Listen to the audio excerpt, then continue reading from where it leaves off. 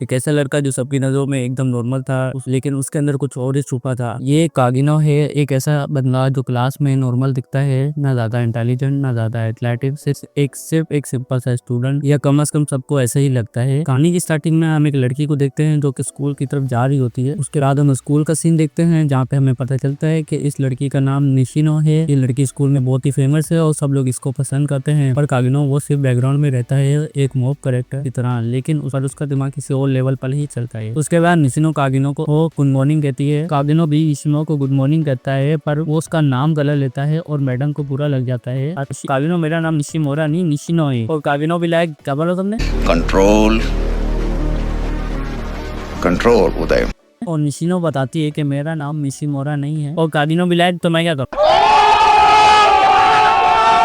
कागिनो बोलता है मैं शायद कुछ दिनों से सोया नहीं हूँ, इसलिए मुझे साइड कैरेक्टर्स के नाम याद नहीं रहते और शायद मैं थोड़ा सा केयरलेस भी हो गया हूँ। और निशिनो बोलती है अच्छा तो तुम केयरलेस हो गए हो। निशिनो मन में बोलती है कि हम दोनों एक ही क्लास में पिछले 3 महीने से पढ़ रहे हैं और इसको अभी तक मेरा नाम लेना ही नहीं आया। और वो कागिनो को बोलती है मेरा नाम निशिमोरा नहीं निशिनो है, and bro does not give a shit. Kagino बोलता है सॉरी निशितानी। एंड थोड़ी देर की साइलेंस के बाद ये दोनों अपनी अपनी क्लास में चले जाते हैं। और निशिनो बताती है कि उसे कागिनो बिल्कुल पसंद नहीं है, तो इसलिए नहीं तो वो उसका नाम नहीं ले पाता, इसलिए कि वो उसकी तरफ देखता तक नहीं है। निशिनो को लगता है कि कागिनो उसकी तरफ देखता तो है, पर वो उसको नहीं देख रहा था, वो उसके अंदर देख रहा होता है। उसके बाद हम क्लास का सीन देखते हैं जहाँ पर निशिनो को बच्चों ने घेर रखा है क्योंकि वो बहुत फेमस है। मीनवाइल हमारा मेन कैरेक्टर साइड में बैठ के एक्सरसाइज कर रहा होता है। उसके बाद हम स्कूल के बाद का सीन देखते हैं जहाँ निशिनो स्कूल के बाद देर तक रुकी होती है और वो अपने ड्राइवर को कॉल मिलाती है, पर उसके ड्राइवर को कुछ लोगों ने घेर के रखा होता है और वो लोग उसके ड्राइवर को बहुत ही बुरा मारते हैं। तो निशिनो घर के लिए अकेले ही पैदल चली जाती है, जहाँ कागिनो उसे स्कूल की छत से देख रहा होता है। घर जाते हुए निशिनो को रास्ते में कुछ सुनाई देता है, वो पीछे मुड़ के देती है पर वहाँ कोई नहीं होता, पर अचानक उसके पीछे कोई आगे खड़ा हो जाता है। मैडम भागने का ट्राई करती है पर उसका साथी उस गाड़ी लेकर आ जाता है और वो दोनों निशिनो को पकड़ लेते हैं। वो दोनों निशिनो को बेहोश कर जाते हैं और निशिनो बेहोश होते हुए कागिनो को देख लेती है कि वो उसकी तरफ देख रहा है पर वो उसकी हेल्प नहीं कर रहा। कागिनो को होश आता है पर वो किसी अनजान जगह पर होती है और निशिनो को पता चलता है जिन्होंने इसको किडनैप किया है वो उसके बाप के दुश्मन है और वो उसके बाप से पैसा लेना चाहते हैं निशिनो के बदले। उसके बाद ये दोनों आदमी आपस में ही बहस करने लग जाते हैं और कागिनो भी इनके आसपास आ जाता है और वो अपनी तैयारी के साथ आया होता है। कागिनो मास्क वास्क पहन कर इनके पीछे आ जाता है और दूसरी तरफ निशिनो के साथ ये आदमी जबरदस्ती करने की कोशिश कर रहा होता है और वो उसके एक थप्पड़ भी चिपका देता है। उसके बाद इस आदमी को छत पर कुछ आवाजें आती हैं और वो छत की तरफ देखते हैं ये दोनों, और कागिनो भी छत की खिड़की तोड़कर नीचे आ जाता है। कागिनो ने मास्क वगैरह पहना होता है, इसी वजह से ये दोनों आदमी और इसको पहचान नहीं पाते। वो आदमी कागिनो से पूछता है जो तुम कौन हो? कागिनो बताता है कि वो स्टाइलिश स्लेयर है। वो आदमी कागिनो की तरफ गन पॉइंट करता है लेकिन और कागिनो उसके हाथ पे चाकू मारकर उसका हाथ डैमेज कर देता है। उसके बाद कागिनो आगे आकर इस आदमी को स्लैम करके मारता है एंड देन उसके मुंह पे जोर जोर से लाते मारता है।